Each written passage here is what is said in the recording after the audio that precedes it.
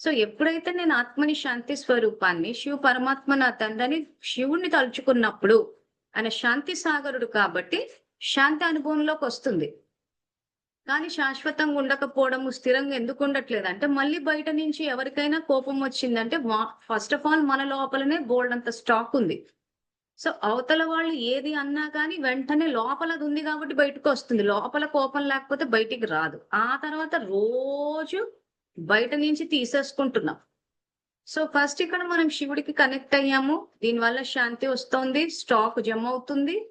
ఆ తర్వాత బయట నుంచి తీసుకోవడం కూడా ఆపేసి శాంతిని, బయట నుంచి క్రోధాన్ని కళ్ళ ద్వారా చూసి, చెవుల ద్వారా విని వీళ్ళ కోపం ఎక్కువ అని చెప్పి సంకల్పం ద్వారా, ఆలోచన ద్వారా తీసేసుకుంటున్నాం. ఫస్ట్ ఇది ఇక్కడ ఆపేసేయండి. ఆపేసి మన లోపల ఉన్న శాంతిని వాడుతూ పోతుంటే స్వతహాగా ఈ క్రోధం అన్నది నశించిపోతూ ఉంటది. సో అప్పుడు శాంతి యొక్క స్టాక్ పెరుగుతుంది. సో లోపల పూర్తిగా శాంతి యొక్క స్టాక్ పెరుగుతూ ఉన్నప్పుడు ఆ తర్వాత ఎవరేమన్నా మన కళ్ళ ద్వారా చూసినా, చెవుల ద్వారా, లేదా పనిగట్టుకుని ఎవరైనా కెలికారా అనుకుందాం, మనని రెచ్చగొడదాం అన్నట్టు కూడా కొంతమంది మాట్లాడుతూ ఉంటారు.